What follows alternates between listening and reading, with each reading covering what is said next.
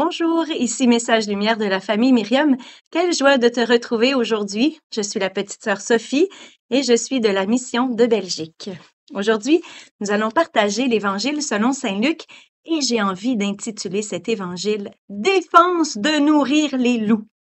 On verra pourquoi. En ce temps-là, les publicains et les pécheurs venaient tous à Jésus pour l'écouter. Les pharisiens et les scribes récriminaient contre lui. Cet homme fait bon accueil aux pécheurs et il mange avec eux. Alors Jésus leur dit cette parabole. Si l'un de vous a 100 brebis et qu'il en perd une, n'abandonne-t-il pas les 99 autres dans le désert pour aller chercher celle qui est perdue jusqu'à ce qu'il la retrouve? Quand il l'a retrouvée, il la prend sur ses épaules, tout joyeux, et de retour chez lui, il rassemble ses amis et ses voisins pour leur dire « Réjouissez-vous avec moi, car j'ai retrouvé ma brebis, celle qui était perdue. Je vous le dis, c'est ainsi qu'il y aura de la joie dans le ciel pour un seul pécheur qui se convertit, plus que pour 99 justes qui n'ont pas besoin de conversion. » Ou encore, si une femme a 10 pièces d'argent et qu'elle en perd une, ne va-t-elle pas allumer une lampe, balayer la maison et chercher avec soin jusqu'à ce qu'elle la retrouve? Quand elle l'a retrouvée, elle rassemble ses amis et ses voisines pour leur dire « Réjouissez-vous avec moi, car j'ai retrouvé la pièce d'argent que j'avais perdue. » Ainsi, je vous le dis, il y a de la joie devant les anges de Dieu pour un seul pécheur qui se convertit. Alors, une brebis perdue. Le berger aurait pu dire, tant pis, il faut nourrir les loups, hein, c'est la chaîne alimentaire. Non, Jésus ne va pas dire ça. Le bon berger ne dira pas cela parce que il ne faut pas perdre une seule brebis. Ce ne sont pas juste des moutons. Nous ne sommes pas des moutons pour le Seigneur. Nous sommes des personnes avec une âme et qui appartiennent au Père, et pour laquelle Jésus a donné sa vie, son corps et son sang sur la croix. Il ne veut perdre aucun des enfants du Père. Il le dit dans la prière sacerdotale, dans Saint Jean, dans son discours après la dernière scène.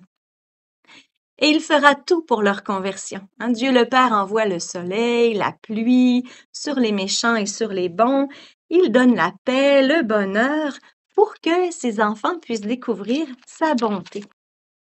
Alors, les brebis perdues sont importantes et il faut aller à la recherche de chacune. Elles ne sont pas de la nourriture pour les loups. Et les 10 pièces d'argent maintenant. Ah, j'en perds une, il m'en reste 9. Ça fait quand même une jolie petite somme. Mais encore une fois, cet argent n'appartient pas au propriétaire. Il appartient au Père et Jésus fera tout pour retrouver la pièce d'argent perdue et pour la redonner au Père et se réjouir avec lui et tous les autres. Parce que lorsque la somme est complète, lorsque le troupeau est complet, ce sera la joie totale. La joie sera complète et ce sera la joie du ciel. D'ailleurs, le Seigneur le dit, il y a plus de joie au ciel pour un pécheur qui se convertit. Le Seigneur veut tourner nos regards aujourd'hui avec cet évangile sur la joie du ciel, la joie qui n'aura pas de fin et la joie où on sera tous ensemble, réunis dans la communion. Donc, aujourd'hui, le Seigneur nous invite à bâtir la communion, à vivre la famille. Prions pour la conversion des pécheurs, pour la nôtre aussi naturellement, pour les brebis perdues d'aujourd'hui, afin que toutes elles rejoignent le troupeau du Seigneur. Et nous, bien, restons solidement attachés à Jésus, le bon berger, en priant pour nos frères et sœurs et en nous émerveillant à l'avance parce qu'il veut faire un seul troupeau et un seul peuple avec tous ses enfants.